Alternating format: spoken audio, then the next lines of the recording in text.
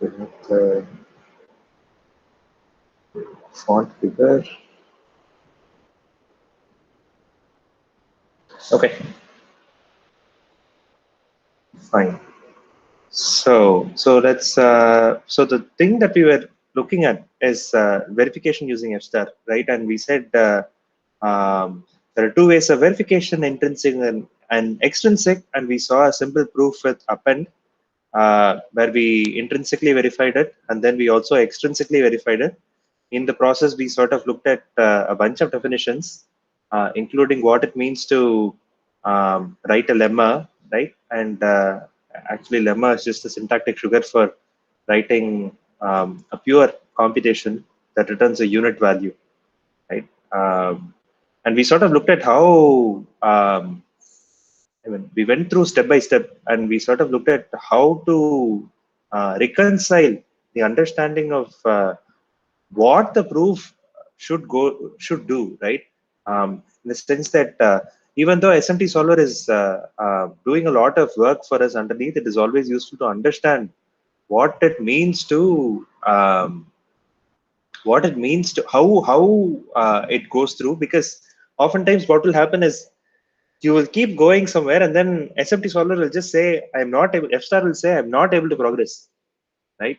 Unless you actually understand how the process underneath works, which is what we've done here, right? We've said, okay, this is what I get from induction hypothesis, and here is the simplifications, and this is why these steps should work.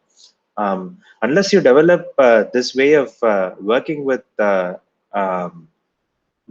proofs, F-star might seem very obstructive, right? So it says, okay, some things it will just prove easily, and other things it will just give up. And at that point, you should be able to know how to proceed further. So this is why we are sort of going through this in explicit way. Actually, it's sort of, I mean, this is a field that has been around for not much time, right? Let me put it that way. So even though program verification and paper-based program verification has been sort of around since the time of Dijkstra and early works of Tony Hoare, this mechanized program verification and use of SMT solvers, right, is still active area of research, and we are still learning. So when the SMT solver actually fails, right, it has enough information to produce a counterexample. So SMTs, precisely that is what they will do. The way we sort of ask for validity in the SAT solver is we ask the SAT solver or the SMT solver to find a satisfying assignment for the negation. So if you cannot find an assignment for the negation of a given formula, then that formula is valid, right? So if it actually says that particular formula is invalid, then it has an assignment. So the high level picture is that when the SMT solver here says that I cannot prove this thing, it has a version of a counter example in its hand. And that counter example is precisely what we want to see, right? Oh, here is an example why this doesn't work. But the area is so new that there is so much opportunity to go from, say, what SMT encoded version of this is back to a programmer understandable version of why the proof doesn't go through. So we are still not there yet. I mean, this is open area for research, right? So I think that is the reason why we will grind our teeth at some points and say, I know this works, but why doesn't it work through or go through? Or oh, I know it doesn't go through. SMT solver doesn't tell me anything else. So these are the reasons there. But anyway, so that is the reality. I mean, the hope is that we will keep working on these sort of tools, right, where program proving becomes as easy as program writing as it is today. But in the meantime, what we want to do is to find out how to actually develop verified programs. I mean, I want to emphasize how to do proof engineering, not just like proving. So with that, right, let's look at another example. So let me, I think I went all the way up. So let me go down to where we were. So we saw up to this, and the question that we asked is, okay, so this append, right? We could do both intrinsic proof, and I showed you how to do extrinsic proof. Um, but there are certain places where extrinsic proofs are unavoidable. So you cannot write intrinsic proofs. And one of those is the example that we are going to see here. So the proof that we actually want to do is something like this, right? If you ignore everything that is above, I just want to emphasize this, right? So I want to show that for every given list, the reverse of list is equal to the original list, right? So this is not provable as a refinement over the type because there are two applications of inductions. So let's look at, even in order to even come to that definition, let's look at how reverse is defined. So here is a function that is curiously named as knock, right? SNOC is basically the reverse of cons, CONS. And the idea is that given a list and a H element, it pushes the H element to the end of the list, right? So it appends, at is appends to the end of the list L, right? Because it appends to the end, the standard terminology is to just call it snock. Okay, so we defined a snock, and here is the definition of reverse. There are a few new things here. I just added it so that it is not essential, but I added it so that I want to get a point across. So let's look at the body, right? So first, reverse is a recursive function, right? Let's ignore this argument for now.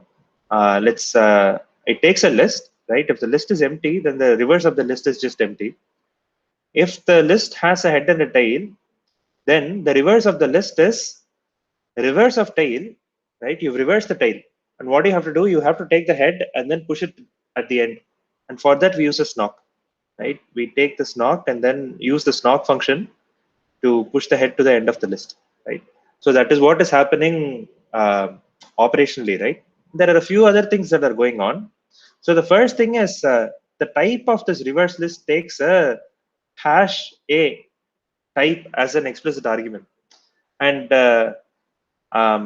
the idea here is that whenever we just write list A, right, this A comes from somewhere, right? We never talked about it in when we described OCaml. We just write alpha list to beta list or alpha list to alpha or something of that sort, right?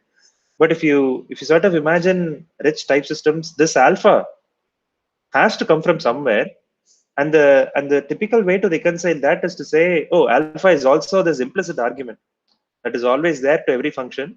We just don't name it everywhere.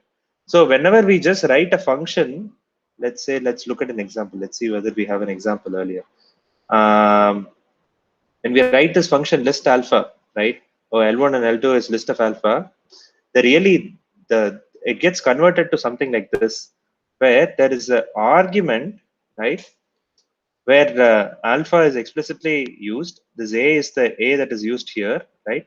And we use a hash in front just to tell F star that this is an implicit argument. So don't expect the programmer to pass this argument explicitly when calling this function, right? And F star can automatically find out what this argument is, um, and that is what is happening here. So let's look at it in detail. So there is this implicit type argument, right? It is made implicit by this addition of hash, right? And then I use this A.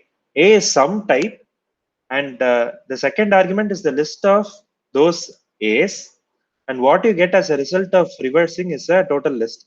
The sort is again not necessary, but it's just implicit there. I've just made it explicit. So reverse as a alpha type, sorry, implicit A type, and actually takes the list, right? This list. So that is all fine. The important thing that I want to emphasize here is that because we've made this argument implicit, right? We don't have to pass this argument here. So when I call reverse, I can just call it as reverse tail. So the fact that it takes an implicit argument, it's implicitly applied. So you don't have to explicitly apply it on a different argument. That is what is happening there. Okay, so that's reverse. Of course, I think you can make it all explicit, in which case you have to explicitly add this argument. So if I make this explicit, then this one also goes through, and we sort of don't have polymorphism. We've lost this parametric polymorphism, right? So this polymorphic type, which we actually said exists, is sort of very explicit here. We explicitly take an A, and then for that A, we explicitly take a list. So every time you apply this reverse on an integer list, now you need to give an integer here. If you apply it on a string list, you have to give string as an argument first, right? Because we are in this in a type system where types can also be values, right? We need to, in order to apply this function, you need to explicitly apply the integer or string as the first argument.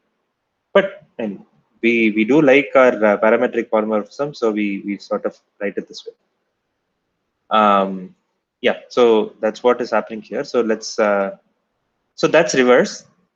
Of course, so what we want to show is that this proof, right? Reverse of some list is the same list. This cannot be done because there are two inductions here. One induction for the first reverse, other for the second reverse.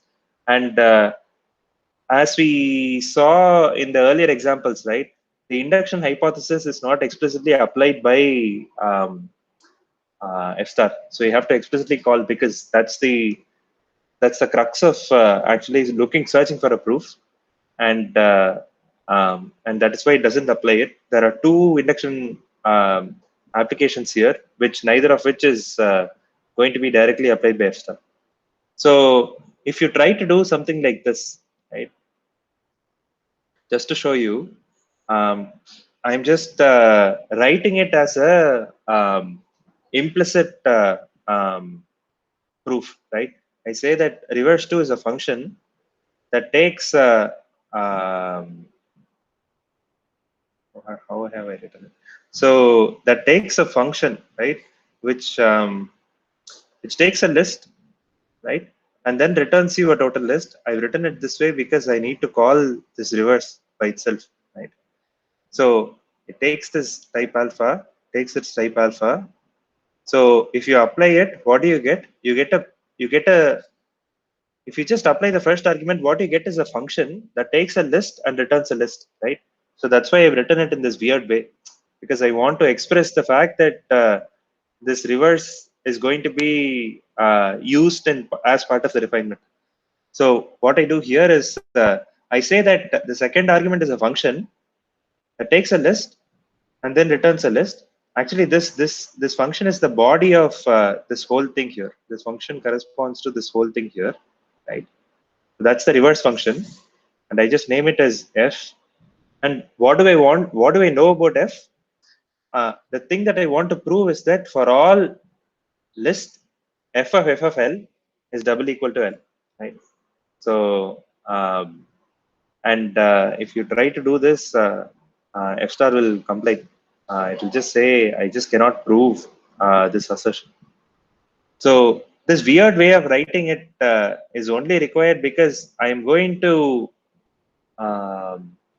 in the refinement here, we usually did not, we usually refer to some other functions that were sitting previously. The F here is the function that I'm defining here, right? This F here is the actual reverse that I'm using. So that's why this is written in this weird way.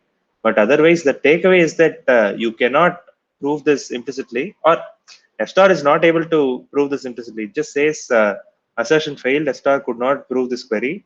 Try to spell out your proof in more detail, or increase fuel.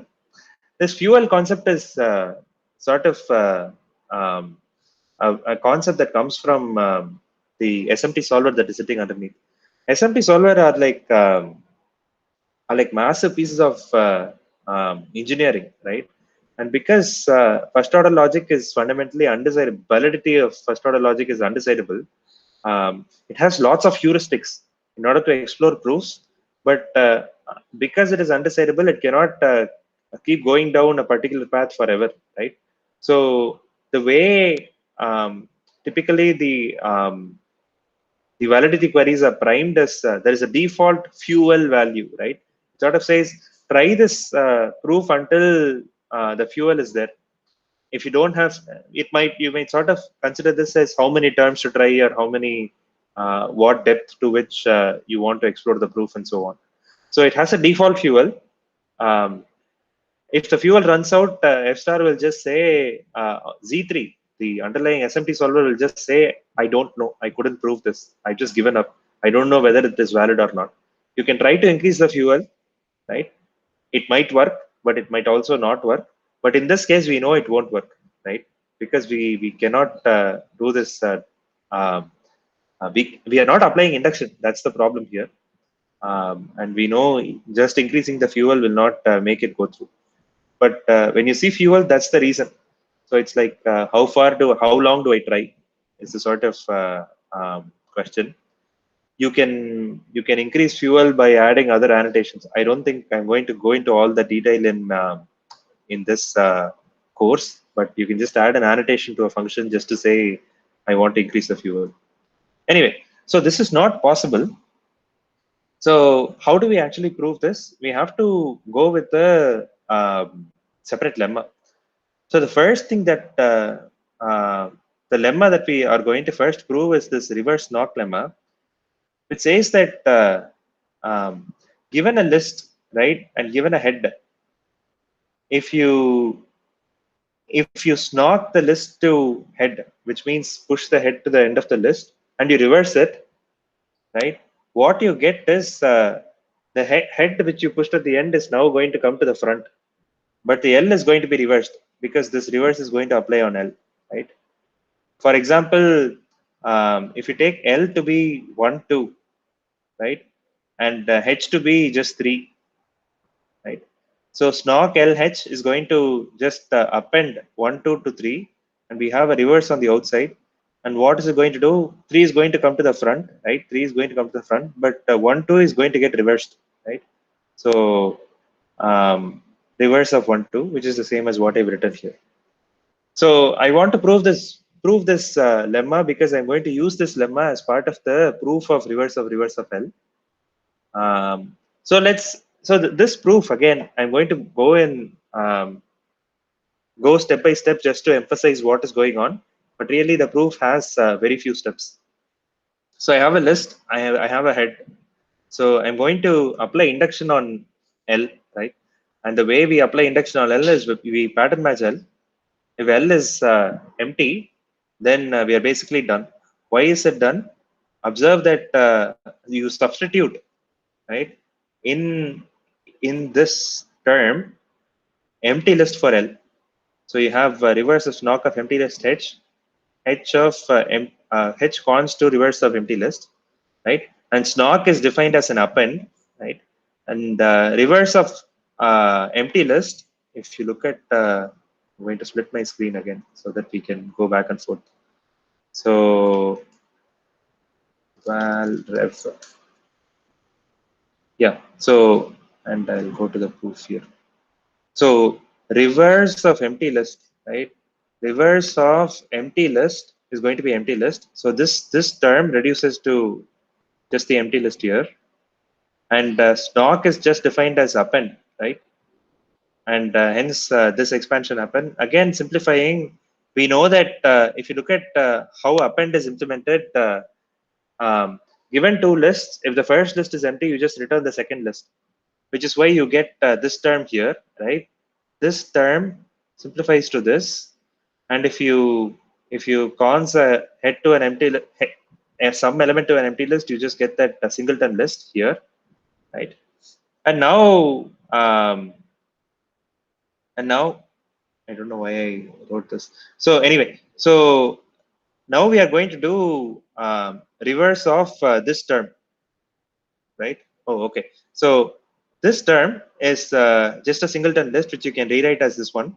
So now we have a reverse on the outside, let's look at what reverse does on a non-empty list. On a non-empty list, it says I'm going to call snock on reverse of the tail and head, right? Snock on reverse on the tail. Tail is empty and head, okay? And then reverse on empty is again empty. Reverse on empty is again empty. So this term comes here. And snock is going to again be reduced to an append, which reduces to the singleton list, and hence the proof, right? All of this step happens implicitly. We are not doing any simplifications ourselves, and this just goes by definition. So, so that's the base case. For the inductive case, we just call reverse knock the theorem that we are going to prove, right, on the tail of the list, right? Reverse knock of H. And if you do that, you immediately get the induction hypothesis in scope, right? And that induction hypothesis is the term here, right? The proof that we are actually going to prove where L is substituted with XS, right? So that is what we immediately get. This assertion will go through, right? Actually, this whole proof will go through now. And why it goes through is useful to know, right? Just as we've done, right? So this assertion goes through thanks to just the post condition that is given by this recursive call, right? That's the induction hypothesis. So here is the actual induction hypothesis. If you just reduce it one step for snock, you get this term, right? Let's keep that on the side. Let's call it rect post. So what we want to show is that assuming rect post, right, this induction hypothesis, I want to actually show that reverse of snock of x colon ss, which is the actual original list, right, head is double equal to head appended to reverse of the original list, which is x colon ss xs. You can do simplifications, right? First we simplify snock, and here we simplify reverse to a snock, then append on a non-empty list, right, pushes the head element outside, right, and appends the tail. That's the first step. And here, snock itself, right, is going to be defined as just take this list, append this x to the end. So that's where we are. And then we can simplify this further. So we are simplifying the reverse term. Reverse is itself defined as reverse on a non-empty term here is defined as a snock. If you just do the substitution, you'll get this term here, right? You just do the substitution. I'm not going to go through the details here, but you do the substitution, you'll get this. And here we are not doing any substitutions. And the important bit is now we get a term which is reverse of x is appended to h, right?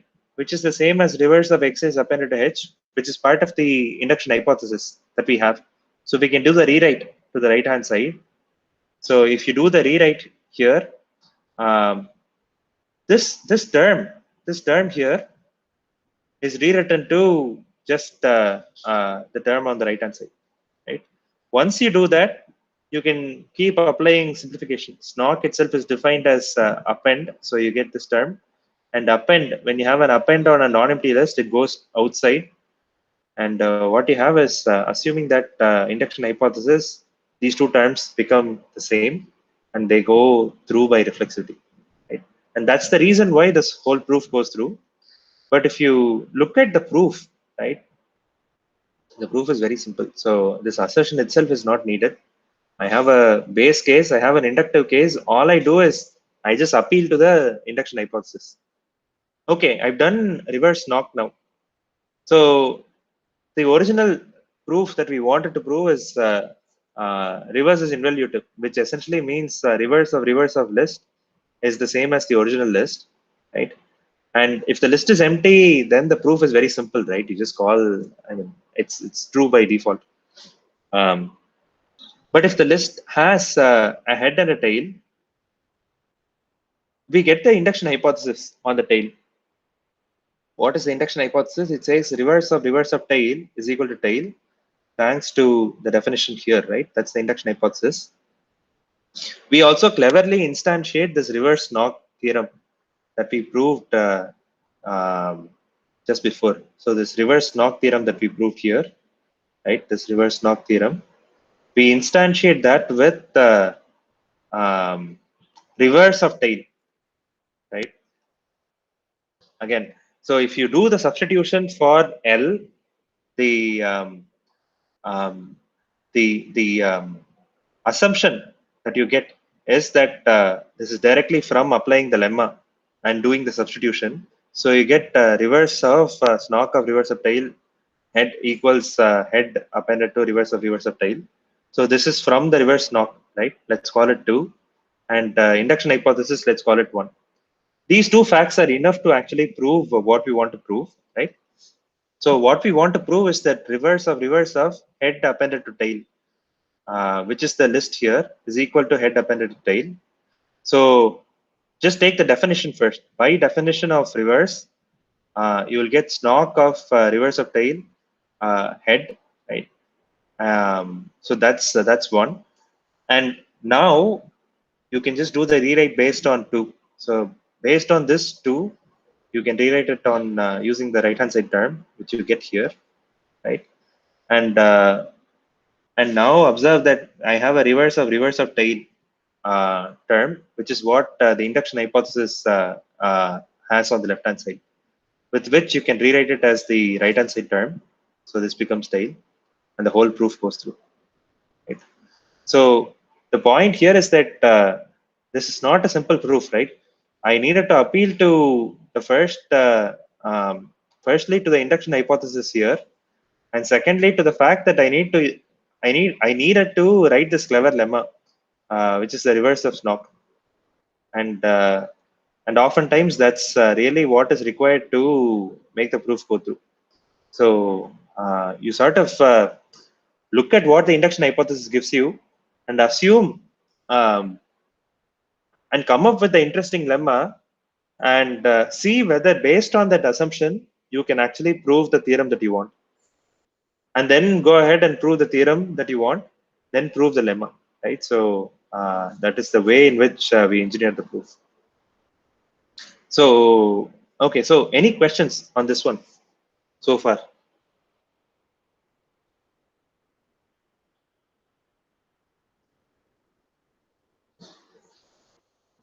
So all of the comments you can just do by simplification. I'm not, I mean, these are there for your understanding.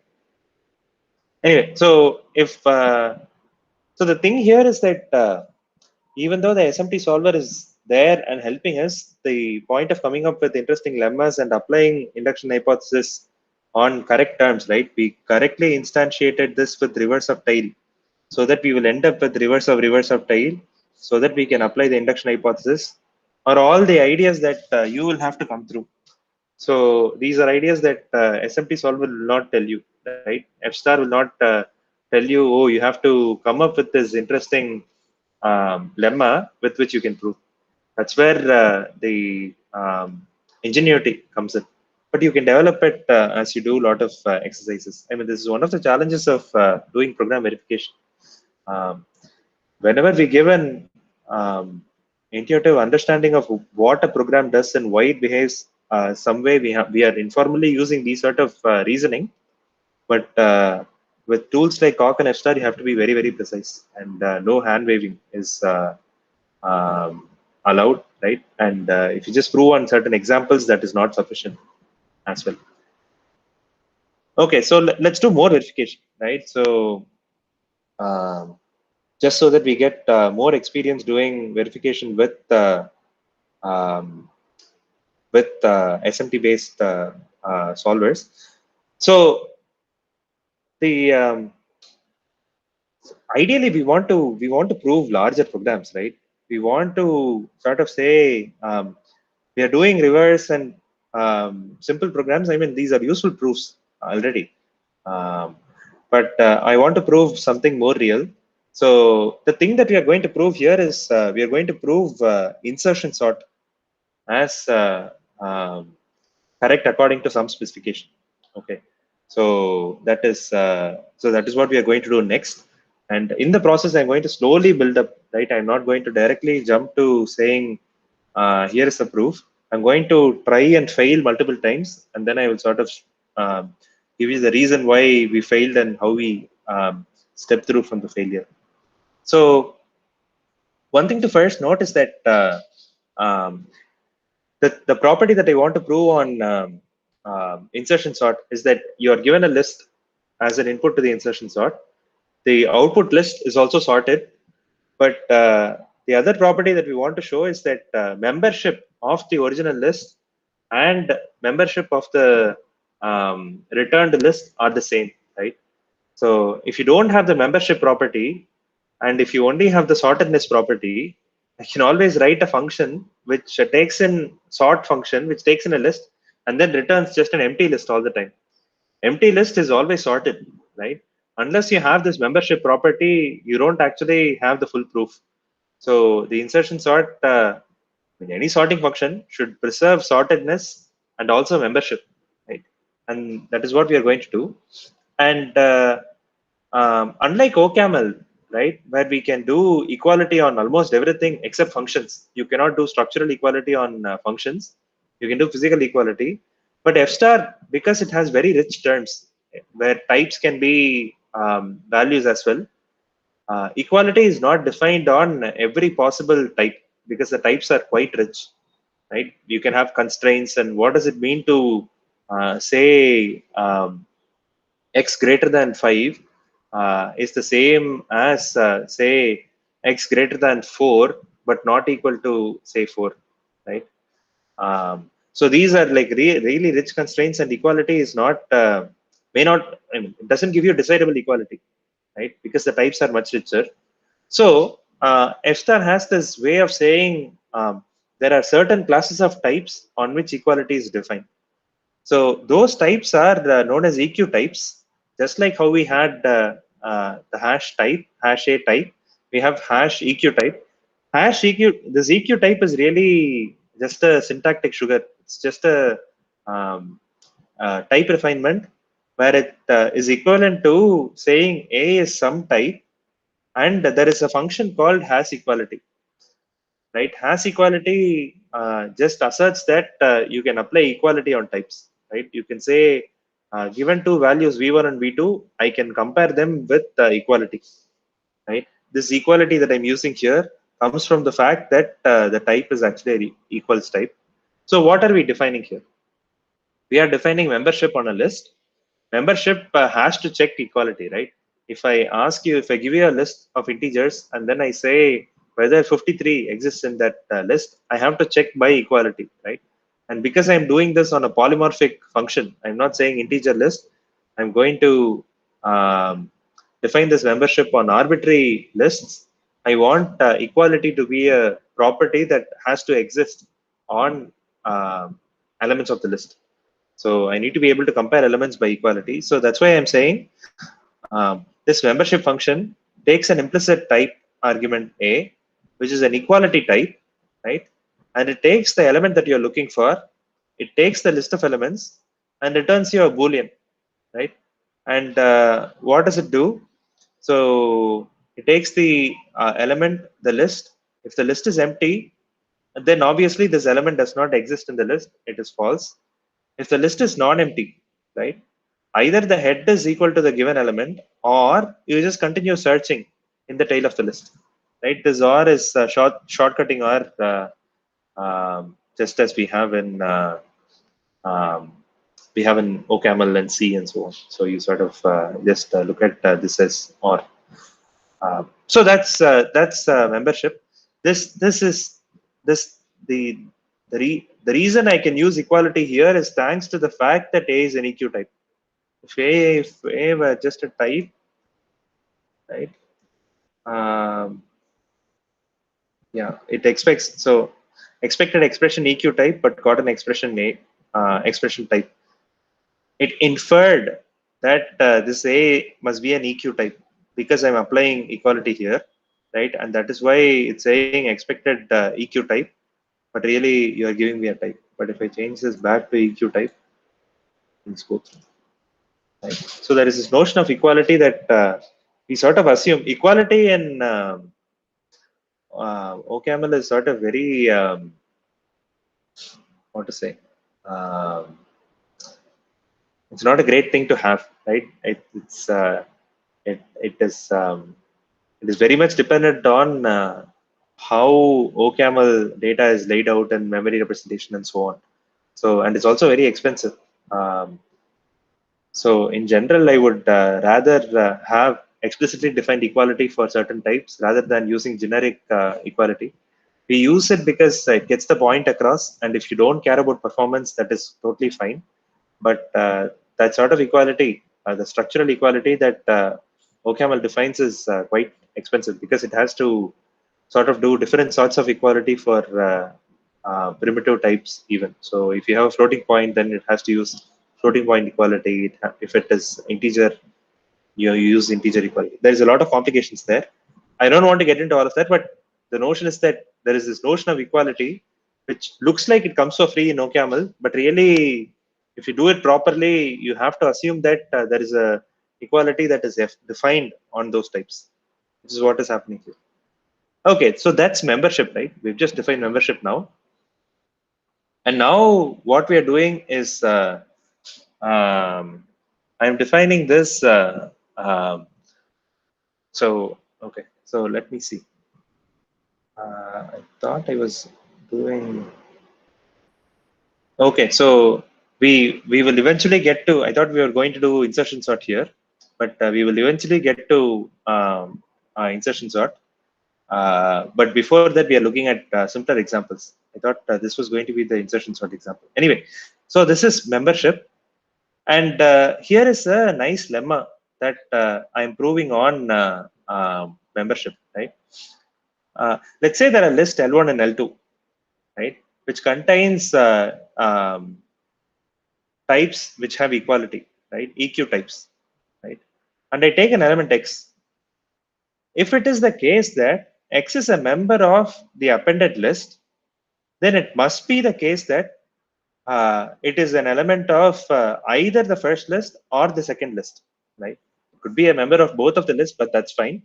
But this is implies and implied by, right? So the way you write this is um, the way you would expect it, right? You use the and greater than, it just changes to Unicode. So this is expected, right? If it is a member of either of the lists, then it must be a member of the appended list. And if it is a member of the appended list, then it is a member of either of the lists, right? So this is a nice property that we are proving about append, and the proof itself is very simple, right? Uh, we simply we simply because append happens to be defined by pattern matching on L1. We also induct on L1 here. We pattern match on L1. If L1 is uh, empty, then it simply goes through. You can just substitute it here, right? I've not shown all the steps, but if you basically substitute for L1 an empty list, this will reduce to what you would expect. If it is a non-empty list, you appeal to the induction hypothesis. Okay, so you call append mem on tail L2x, right? And what is the induction hypothesis? Induction hypothesis is where this L1 is substituted with tail, right? So we have that. We need to show this term, right, which is the actual post condition that is expected to be proven. You can apply simplification on append, head comes outside, right? And membership is defined on a non-empty list is defined as head equals x or membership of x tail, right? Head equals x or membership of x tail, right? And now if you sort of again this membership can also be simplified, right? So again either it is head equals x or membership of x append tail L2, and this term stays the same. And now you can apply the induction hypothesis. So there is this left hand side is the same as the right hand side here, right? So you can apply. We are doing application here. Essentially, we are substituting this term, and in Cork, this would be the apply term. In order to show this term, I'm going to apply the rule. So I have to show this holds. And right, I've written rewriting, but this is not rewriting actually. This is by application of this implies implied by. But that goes through. At that point, it's just a matter of just making sure that the rules are all correctly written down. But anyway, so even though there is more complicated reasoning going on, the proof itself is very simple. So that is fine. So let's do one more thing. So this is again showing you how certain things are simpler in F star compared to Coq. So recall the Coq from the induction lecture, right? We had this tail recursive factorial where I used this example to show extraction, right? So I said there is tail recursive factorial, there is recursive definition of factorial. We proved that the tail recursive factorial is the same as recursive factorial, and we extracted tail recursive factorial. And the proof itself was a little bit tricky because we needed to prove something about the how the factorial changes as the loop proceeds, right? We had to write a separate lemma. But here, you don't need to do anything. You can write implicit, you can prove it implicitly as well, intrinsically as well, right? So this is the tail recursive factorial. Takes an n, takes an accumulator, and actually the the thing that we had actually proved as a separate lemma, we are representing that as a refinement here, right? What is it actually saying? So um, it is going to compute the factorial of n, right? This factorial tail rec is going to compute the factorial of n, right? And then multiply that with accumulator, right? And this is if you recall, this is precisely the lemma that we had proved. Factorial is defined earlier in this file. So the definition itself is very simple. If n is 0, then you return the accumulator. Otherwise, factorial tail rec n minus 1, n times accumulator. The fact that we can automatically discharge it, right? I am not doing anything other than just writing it down, right? Is thanks to the fact that SMT solver can deal with complicated theories. So this definition, by just adding this refinement, helps me with the proof. So of course, for the tail recursive one, we actually say the accumulator has to be 1 initially, so that's also fine. And now we just write a lemma. It says factorial same for any given n. When I take n as an argument here, you can sort of read this as for all n, right? I'm not particularly writing any n, it's just for all n. We ensure that factorial of n is the same as factorial of tail rec of n. So if n is 0, then by definition it goes through. If n is non-zero, you just apply the induction hypothesis, which means calling the same function again on a smaller argument, right? Which is n minus 1. So that's all we need to do for proving tail recursive factorial is the same as factorial. And yeah, so you can sort of compare and contrast the proof burden that you have in Coq and F star. Questions on this? Any questions so far?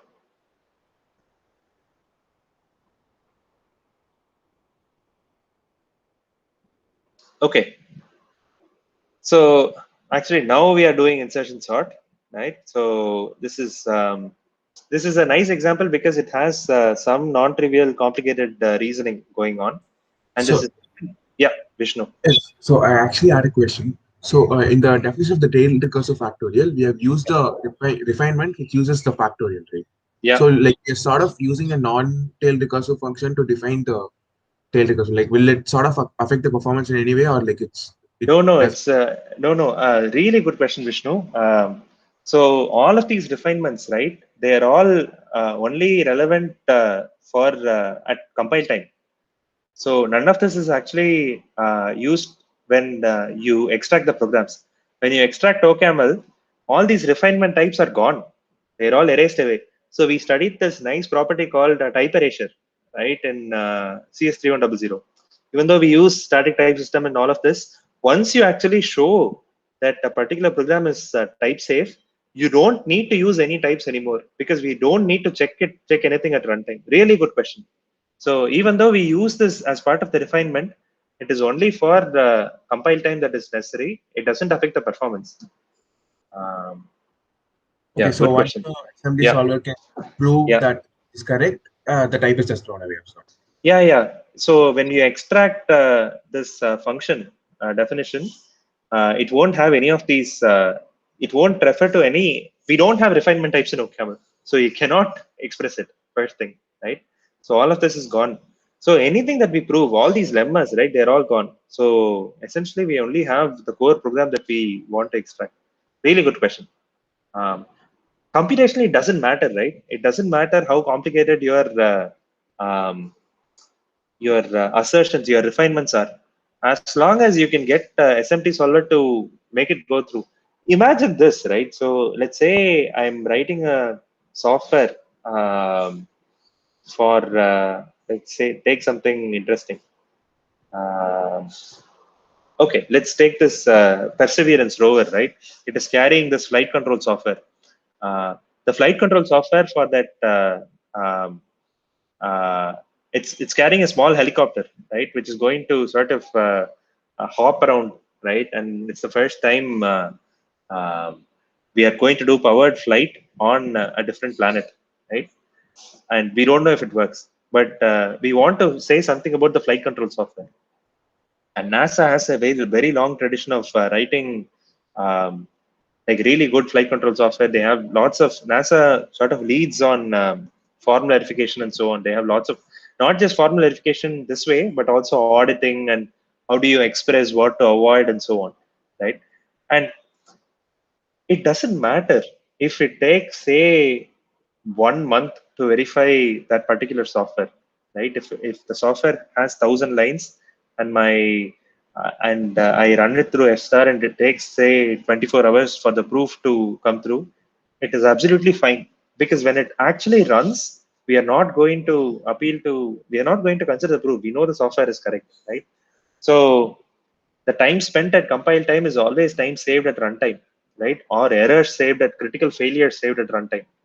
So often you will see that in research papers, this took like several minutes to type check, right?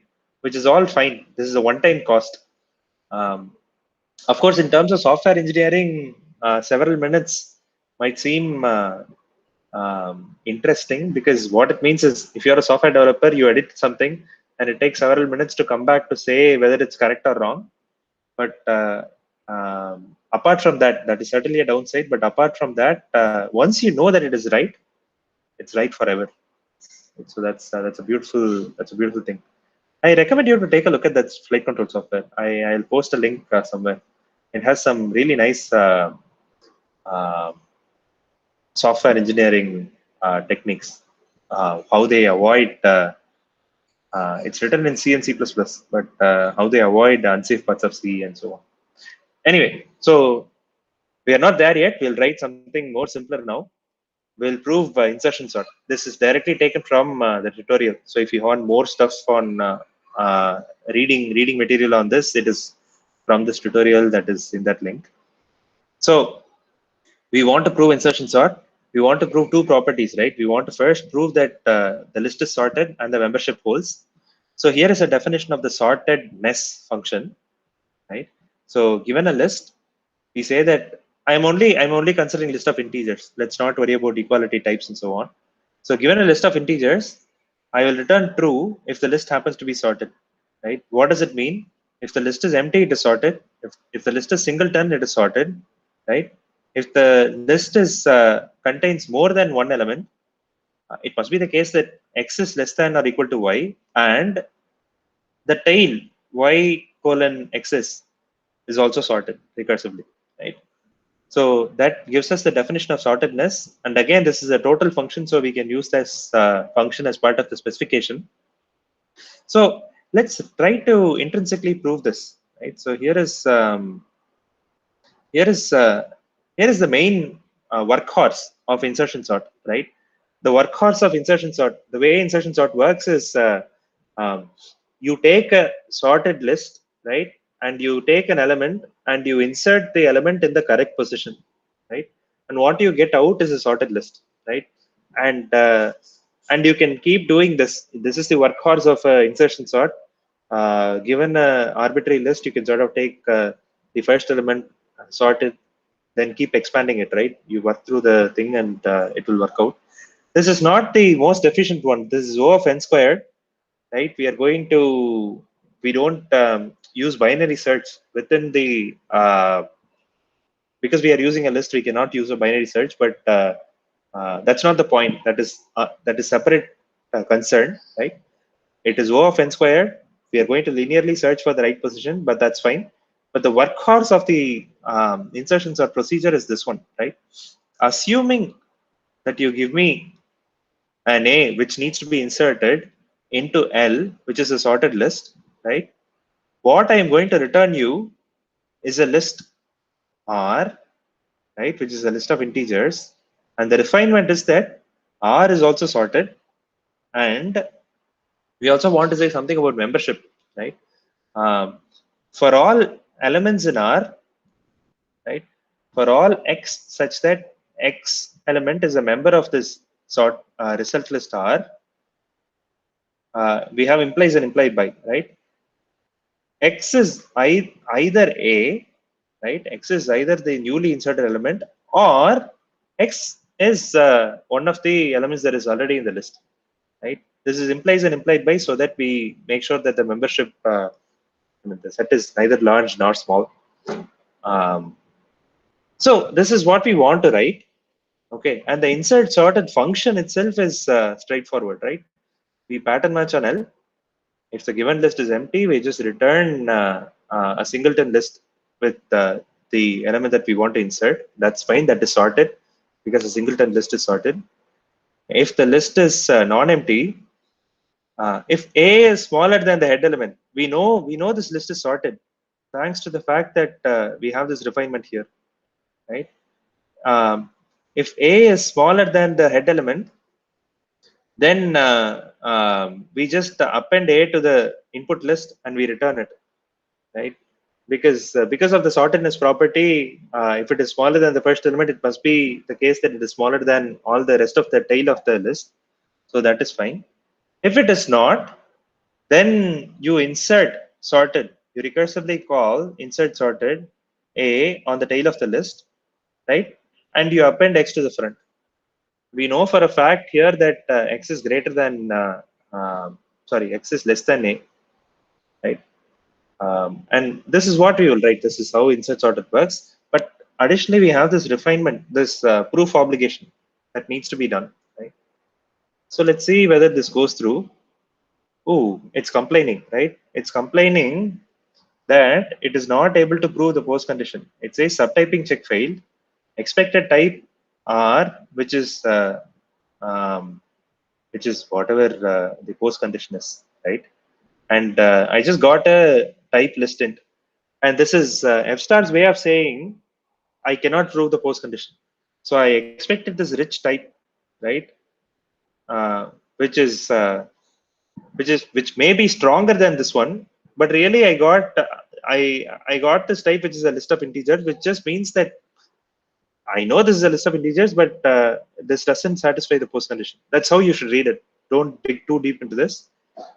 When you see subtyping check failed, it's not able to prove the post condition for this one. Okay, so what is going wrong here? So let's dig in, right? So you will come to a situation like this. How do you proceed? So let's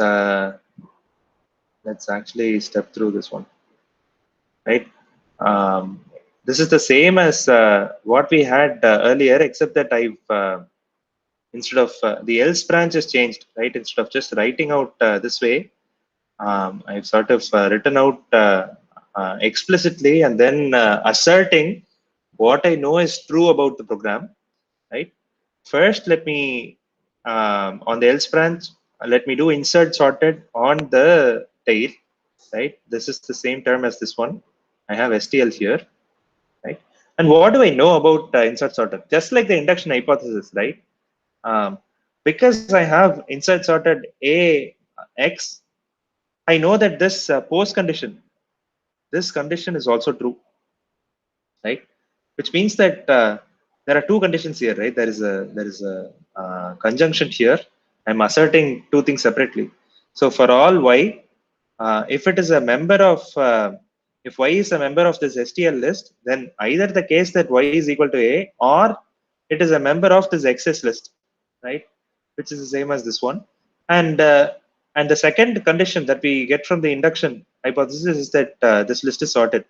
So we know that STL is also sorted, so that's fine. This is thanks to just the induction hypothesis.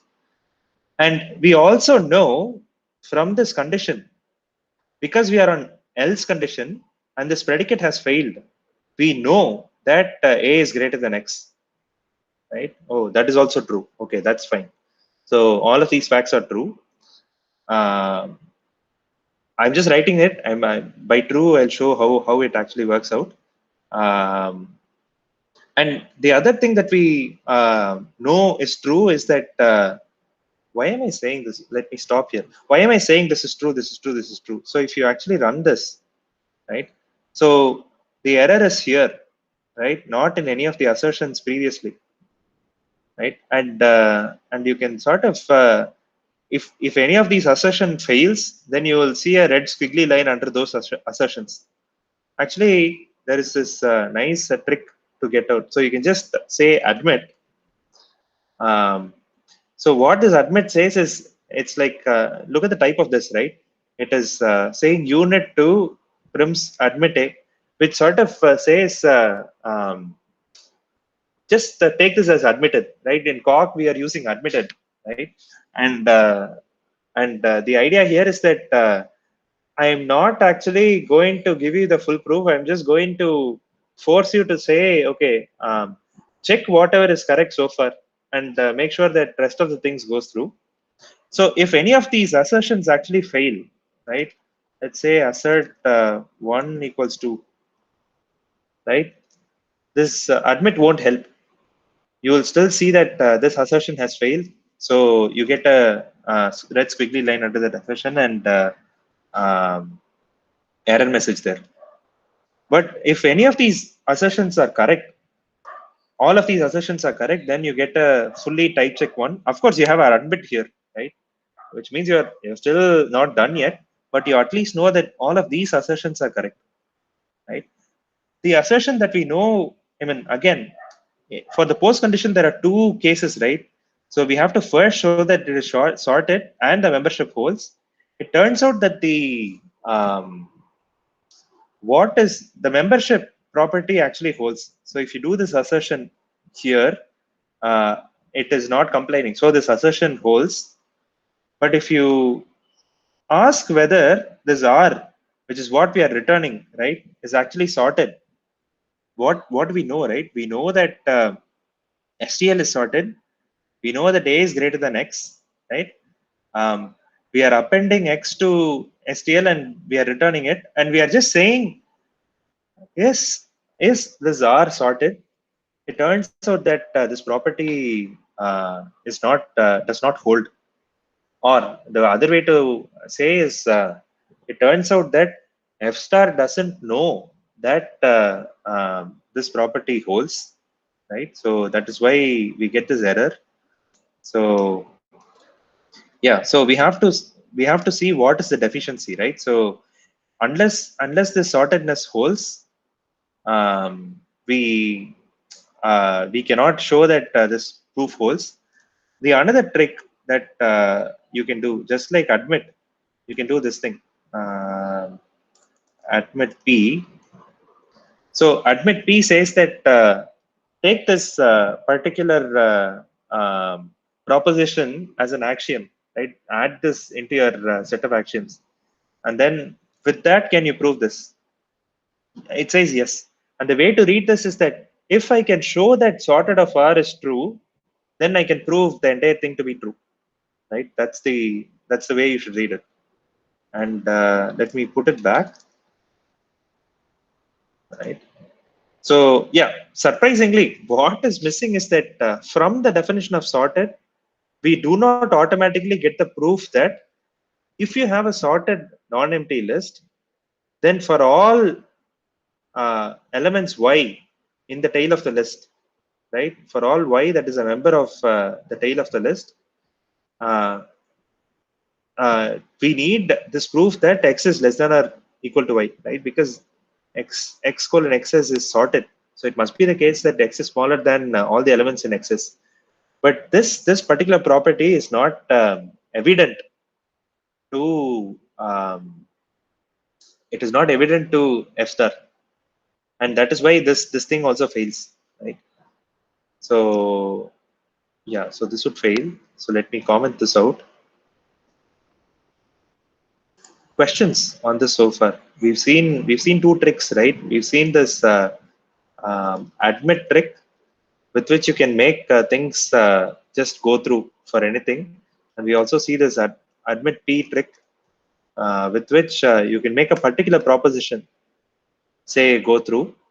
And the way to, I mean, sort of think about this as proof engineering, right? So I'm writing a proof. What is the proof that I should have in order to make the proof go through?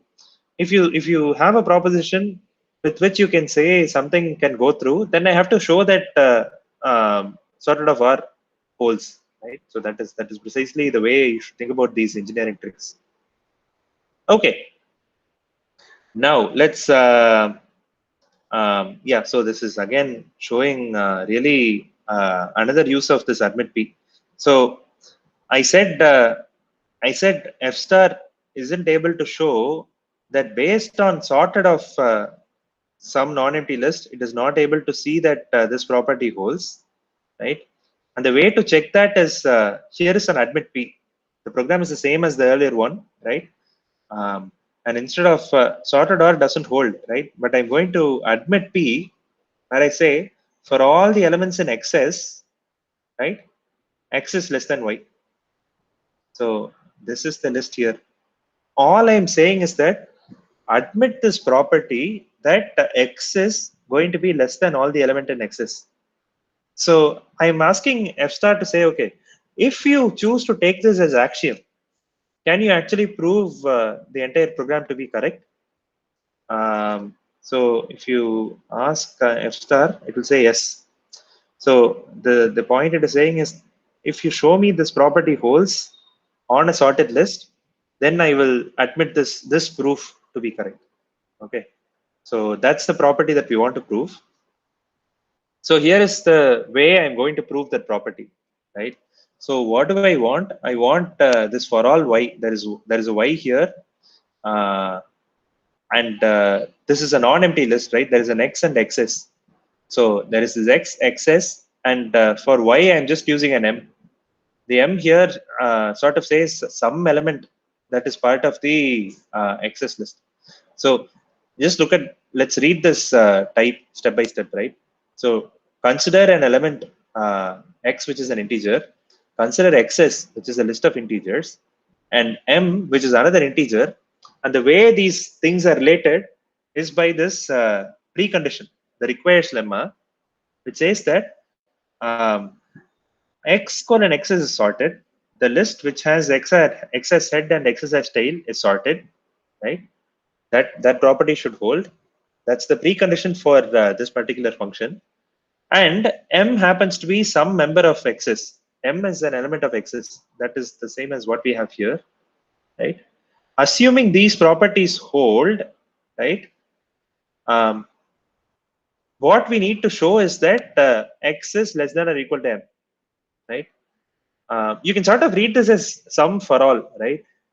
The way to read this is for all x as m, if sorted of x cons to xs and m member of m xs holds, then it is the case as x is less than or equal to m. That's the way you should read it, but we write it in this functional form, right? Because we don't have this distinction between this theorem and lemmas that we had and ordinary functions that we saw in Coq. But really, that is what we are writing down. Okay. Any questions on the statement of this theorem? Does everyone understand what is happening here? We're sort of writing the same thing as here, just explicitly stating it. We haven't proved it, we've just stated it.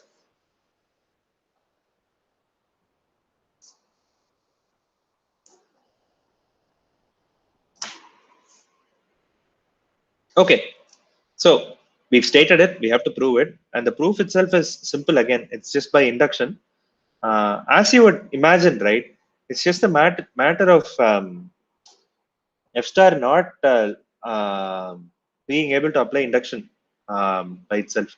So we are inducting on the length of the list, right? We are inducting on the structure of the list xs. If xs is empty, then you're done, right? You it's this property does not hold. This precondition does not hold. So m, where m is a member of xs, does not hold. So if the precondition does not hold, you're done. You don't have to do anything.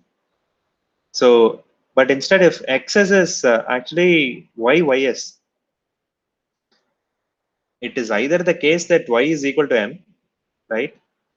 The element that you are actually looking at is equal to m, in which case empty will make it go through. Again, do the substitution, you will see why this goes through. Or you have to keep on going.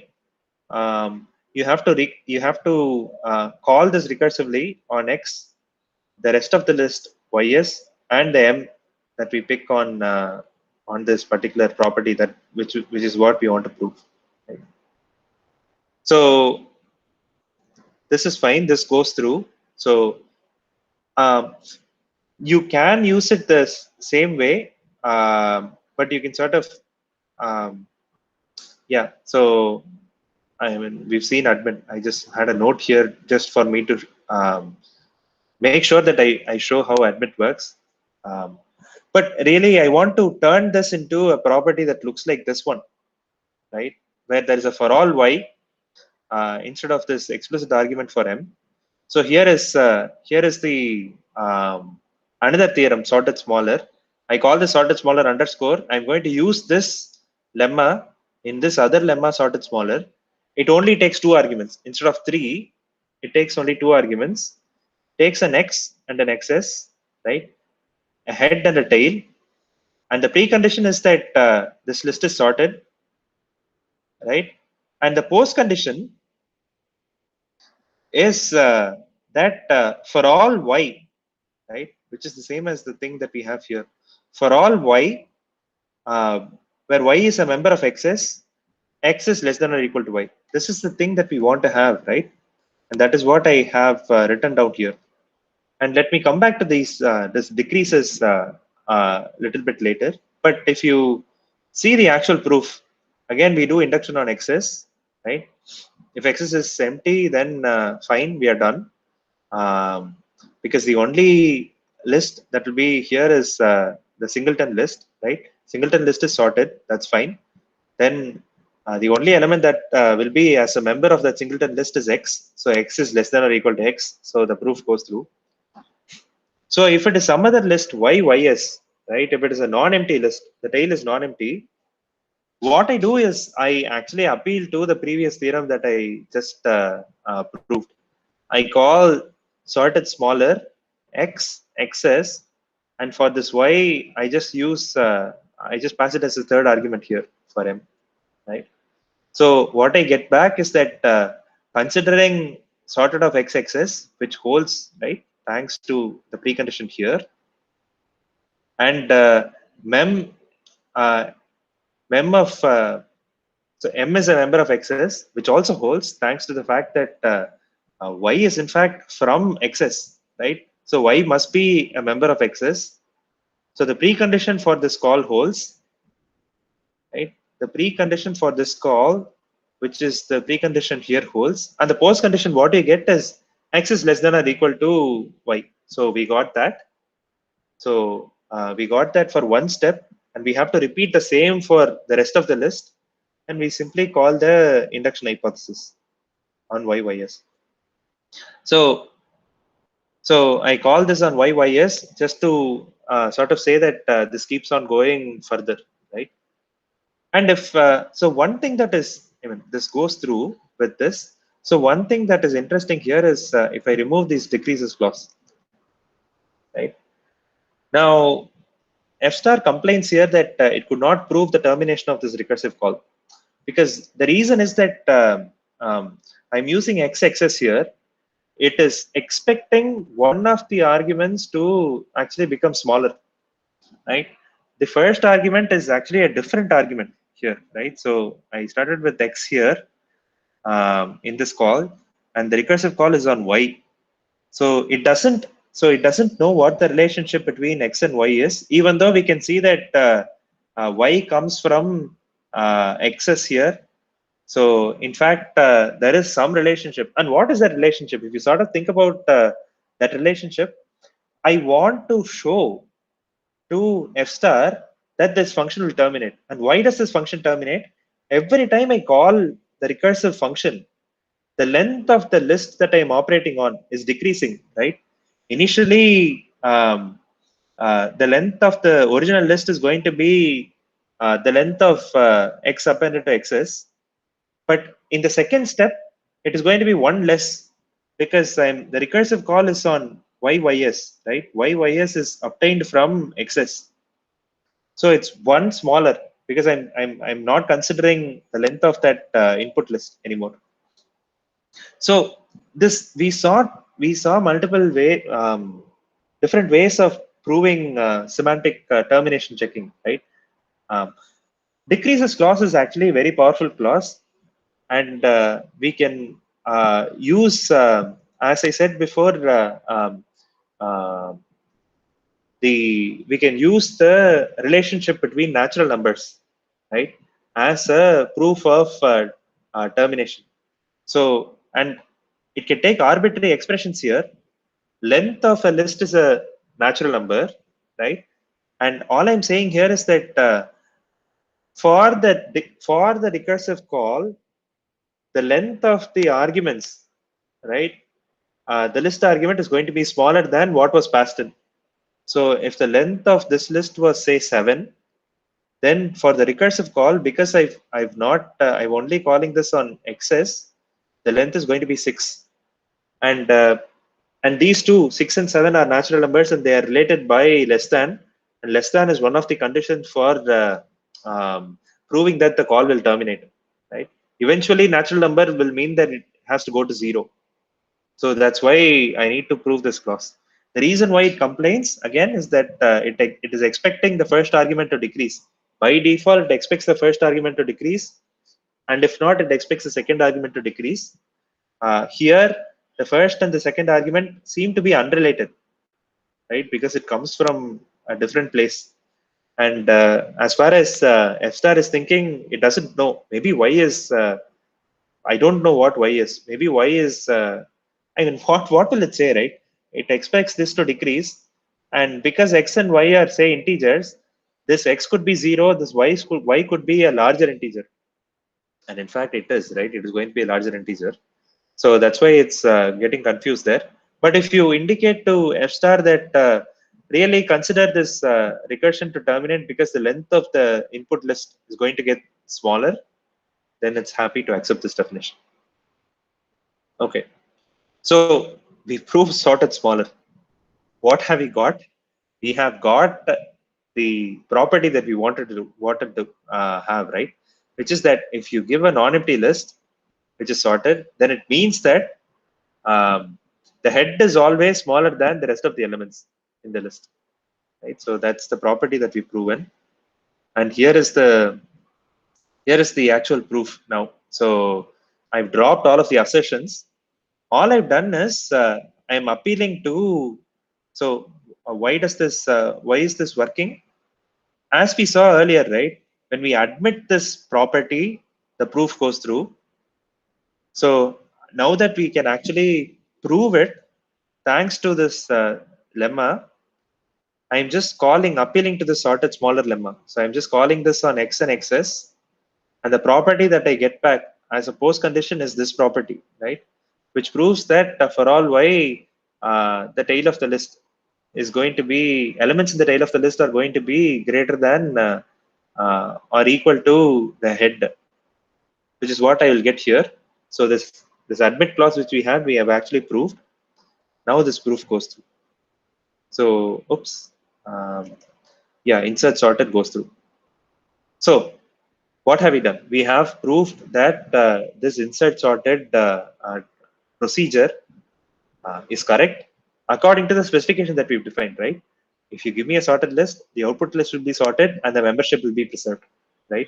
The membership will increase. It will only increase by the newly inserted element, right? So that is what we have. Questions on this one? Hello. Yeah, Vishnu. I actually had a question sorted smaller. Yeah. So is there a implicit application of linear arithmetic that is like the transitivity of less than or equal to in that?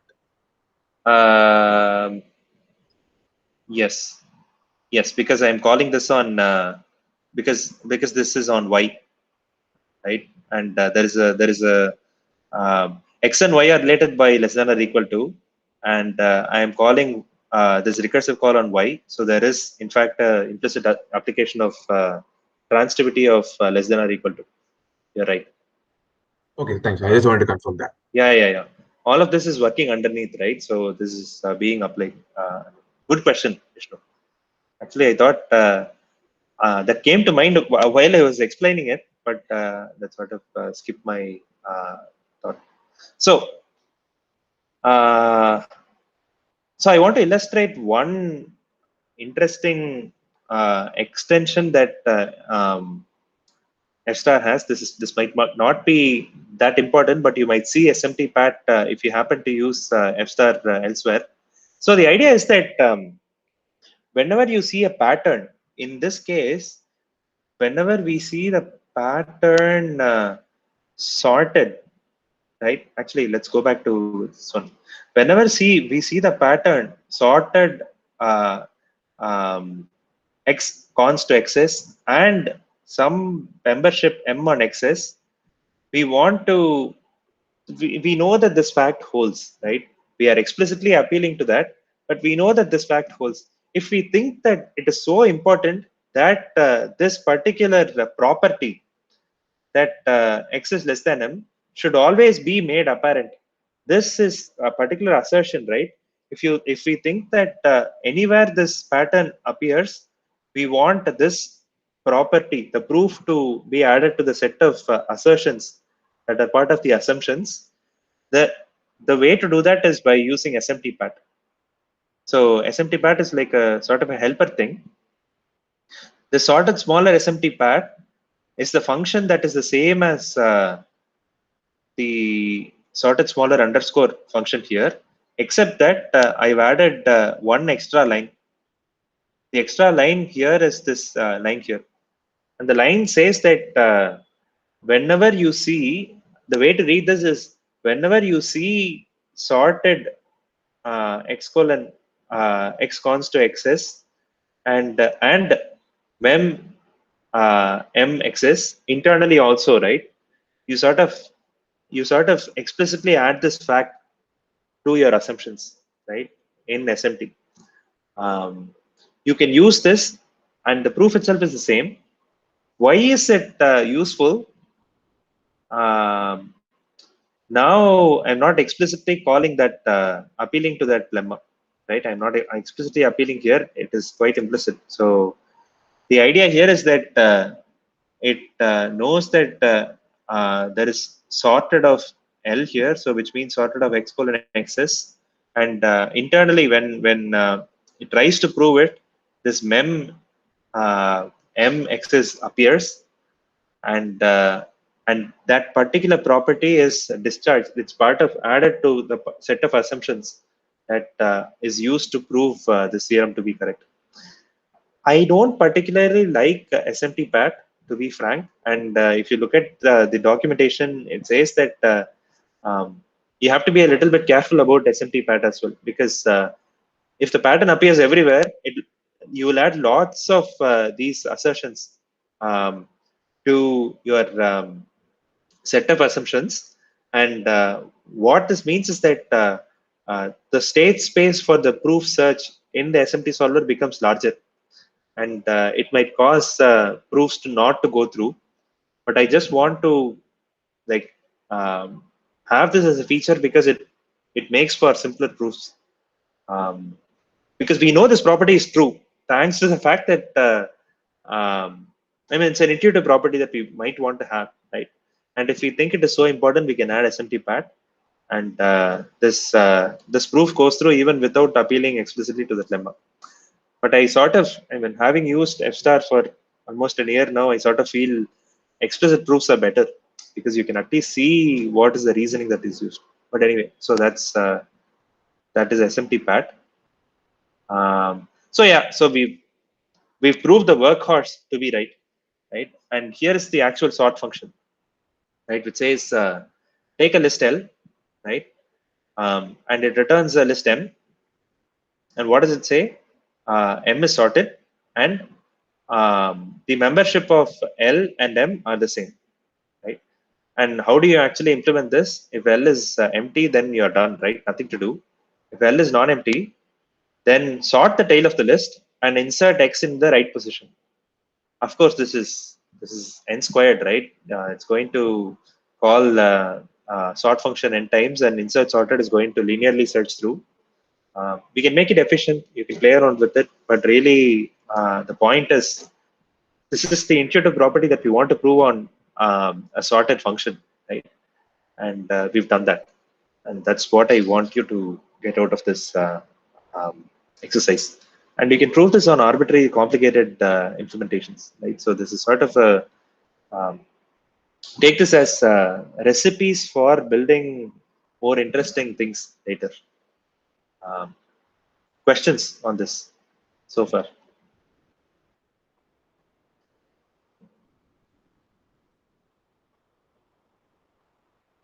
Okay, good. So I think a lot of the work has been done here, and hence the actual function for sort is very simple. Let's look at some property on trees. I believe we've seen swivel in GADT lecture. It's the same idea here. So here is a binary tree, right? So it has a leaf and a node. There's a value, and there are two subtrees, left and right. And the constructor takes 3 arguments, right? And it itself returns a tree. So that's the tree definition. And I'm going to say something about a property of swivel. Swivel, the idea is that for those who are not even, just to recall, it's the mirror image of the tree, right? And what I'm going to show, what I'm going to prove is that if you take the rightmost element in the original tree and take the mirror image, it is going to be the leftmost element in the mirror image of the original tree, right? So that's what I want to prove. So I'm going to define rightmost and leftmost. Of course, the tree could be empty, right? So rightmost element is going to be an optional element, and the tree itself is only consists of integers because the values don't matter that much. So it's going to return a optional value, which is an integer. If the tree is a leaf, then you return none. If the tree is not a even if the tree is a node, right? So you keep recursing down the rightmost thing. So check the rightmost one. If it is a leaf, then the value at that node is the rightmost value. So if it is not a leaf, if you can keep recursing down, so then keep recursing down to the rightmost of RT. So you keep doing this until you get to the rightmost element, and that's what you return. Similarly for the leftmost one, right? So the definition is identical except for which branch you are recursing into. So yeah, so that's leftmost and rightmost. And what I want to prove is that, so first look at what swivel is doing. So swivel takes a tree, right? Tree. If it is a leaf, return a leaf. If it is a node, then what you do is you sort of say, okay, swivel the right, and place it in the left position. Swivel the left, place it where the right position is, and rebuild the tree with the same value, right? The v is the same. So the v remains the same except that the arguments are swapped, and we also swivel the arguments. And the property that we want to prove is that there'll be an input tree, there'll be an output tree. The rightmost on this tree is the leftmost in the resultant tree. This tr is this input tree, r is the output tree. right?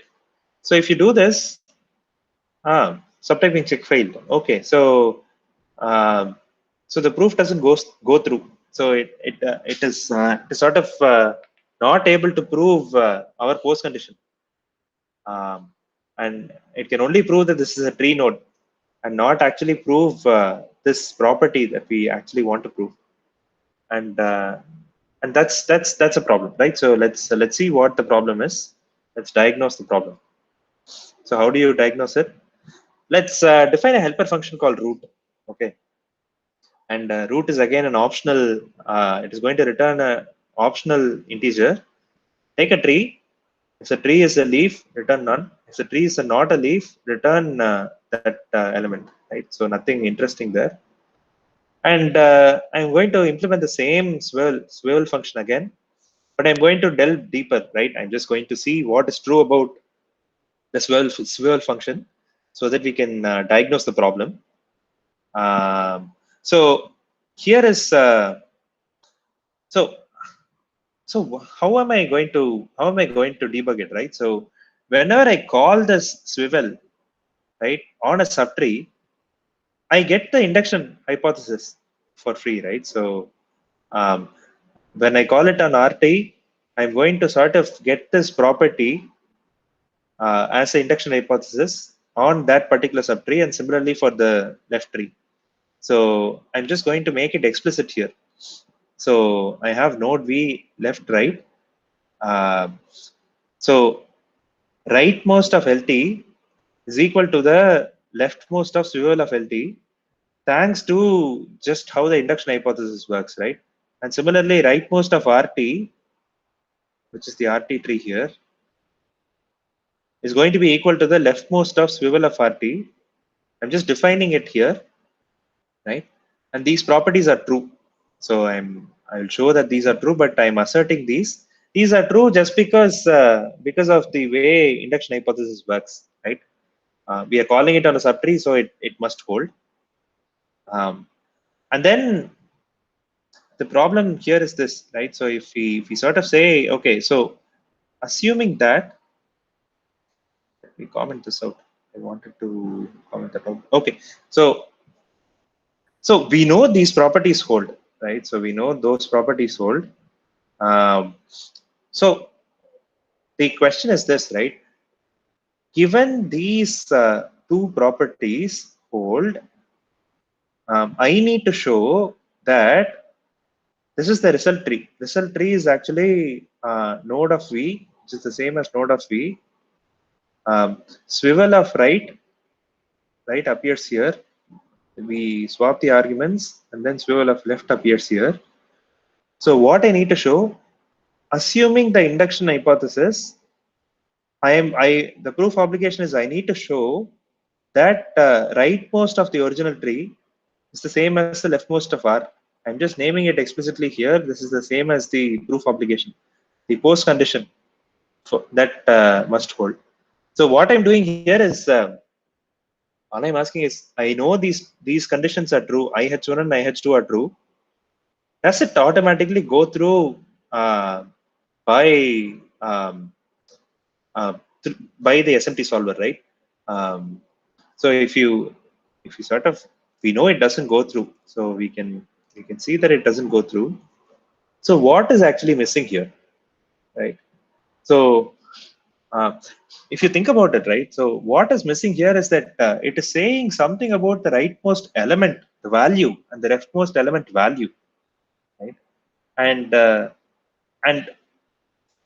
what is missing is that we don't have any refinement which says that as we create the mirror image, we are not changing the values or incrementing the values or anything of that sort. Swivel here just defines it, right? It has to be apparent in the type for the induction rules to apply. F star does not, F star has to be told, right? The induction hypothesis has to explicitly say that the value doesn't change. If I go down the rightmost path, I'm going to look at a value, right? And if I go down the leftmost path, I'm going to take a value. And if I don't say anything about the values don't change, then I can't prove this fact, because At the end of the day, I'm saying equality about values, right? In particular, all I want is that the root value. Essentially, you can sort of look at the tree as just the root value. The root value of the original tree is going to be the same as the root value of the swiveled right tree. Here's the right tree. The root value does not change, is what I'm saying. And of course, by induction hypothesis, we know if you sort of look at how this is applied, uh, if this property holds, then it must be the case that the whole tree will not have the values changed. If I admit that property, the proof goes through. What was missing is in fact this property, right? The fact that this root value is preserved. So the types themselves, the refinement themselves here, do not capture the fact that the values don't change. Again, the point I'm stressing here is that even though the definition is right there for the SMT solver to see, it is actually using whatever the result of the refinement is. It only knows these properties, right? And it's trying to prove this property.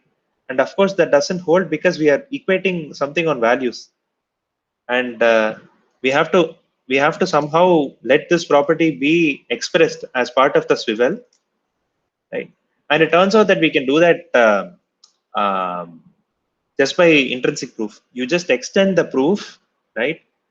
Where we have rightmost tree equals leftmost, rightmost of the input tree is equal to the leftmost of the output tree, and you strengthen the condition. Actually, you also say that this function retains the root of the tree. So if you give the tree as the root, whatever the root is, it's the same root. And because we are applying this recursively, right? This property comes for free as a post condition of the recursive call for rightmost of RT. So this property comes as a post condition, and that becomes the precondition for this, and hence the proof goes through.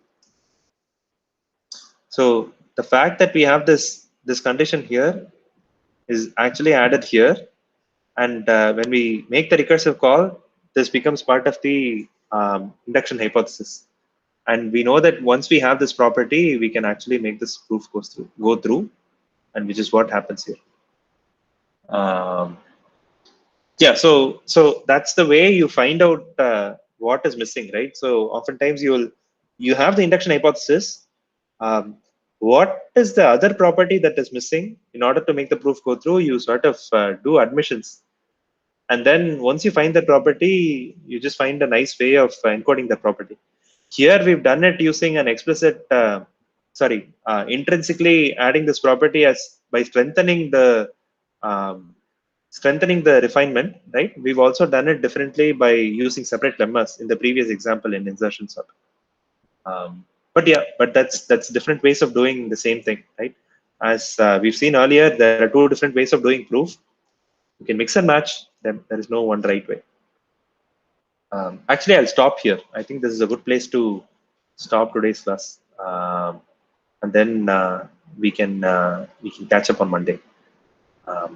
So what I want you to do is to actually step through the lecture, right? I want you to sort of understand how we debug the proofs, right? So I think that is a very useful property in F-star, especially when it doesn't give you enough information as Coq. Coq just gives you, here is the context and here is the proof obligation at every point in time, right? F-star does it. It has a tactic system. I don't know whether we will get to the tactic system in this course, but you can always use the combination of assertions, admit and admit P, in order to find out what is required, what is true about the context in order to make the program proof go through. Okay, so I'll stop here. Any questions on this? So in your assignment, which I had released, you will have to prove binary search tree again, but this time it will be easier. And I have one other simple task. So it is going to take you much less time. than the previous assignment. And again, start early, right? So if you hadn't set up F-star environment, it might take you some time. So start early. Make sure you get started early and you finish early so that you get some break. I know this course is like week after week of assignments. I'll try to not give you any assignments. I will definitely not give you assignments over the midterm week. There is also this discussion of possibly no teaching week towards the end of March, right? I don't know the exact dates. It's still under discussion. If it comes down to the fact that there is not going to be any teaching, I will try to also not have any assignments during that week, just so that you get some time off. Otherwise, it'll be back-to-back assignments all the time. Anyway, so I'll stop here, and then we can catch up on Monday. Thanks, everyone. Bye-bye.